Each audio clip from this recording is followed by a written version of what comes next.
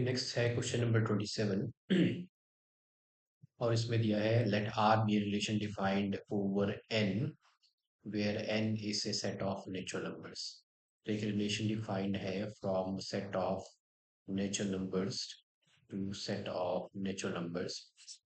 और रिलेशन जो है वो है ये m is in relation with n if and only if m is a multiple of n। इसका मतलब आपके पास जो रिलेशन डिफाइंड है वो है m और n की, और such that m is a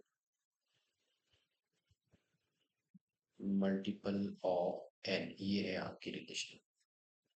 हमें चेक करना है जहाँ पे m और n दोनों नेचुरल नंबर्स हैं।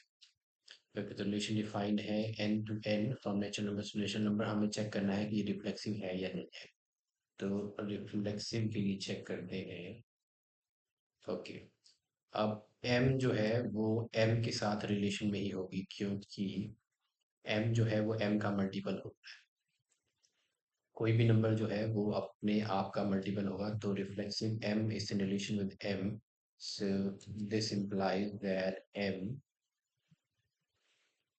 is a multiple of m, therefore relation is reflexive. इसमें आप एग्जांपल ले सकते हो, जैसे कि 6 जो है 6 के साथ रिलेशन में होगा because 6 is a multiple of 6। और ये हमेशा ही होगा, कोई भी नंबर नेचुरल नंबर जो है वो अपने आप का ही मल्टीपल हमेशा होगा। तो 6 इज ए मल्टीपल ऑफ 6। ये था इसका एग्जांपल। नेक्स्ट है सिमेट्रिक। अब ये सिमेट्रिक नहीं है, क्योंकि सिमेट्रिक में हमें प्रूव करना होता है, मान लो अगर m है रिलेशन विद n, तो इसका मतलब है m, हमने ये लेट कर लिया, तो m is a multiple of n। But जो n जो है is not a multiple of m, therefore n is not in relation with m। For example हम मान लेते हैं 6 जो है 3 के साथ रिलेशन में है, क्योंकि 6 is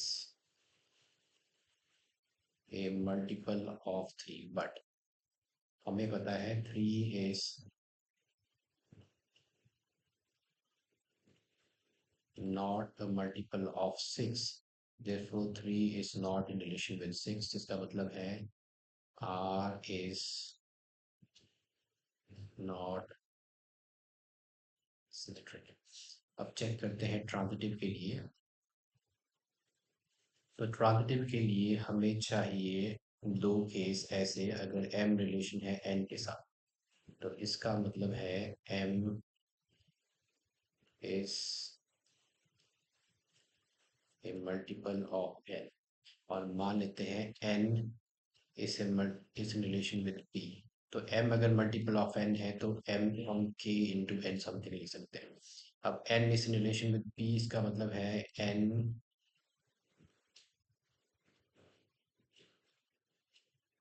is multiple of p।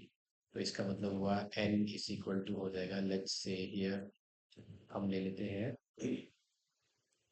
कोई और कांस्टेंट ले लेते हैं। लेट्स से p हमने ले लिया q,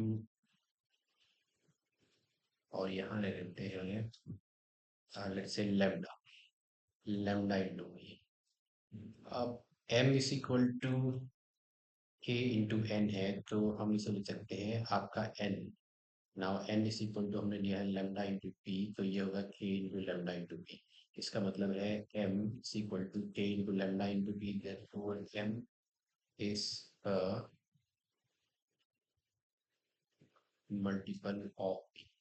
तो m अगर n का मल्टीपल है, n अगर r का मल्टीपल है, तो this implies that m is in relation with p because m is a multiple of p। तो यहाँ आपको मिलेगा m is in relation with p, therefore relation is transitive। So this relation is reflexive, not symmetric, and transitive।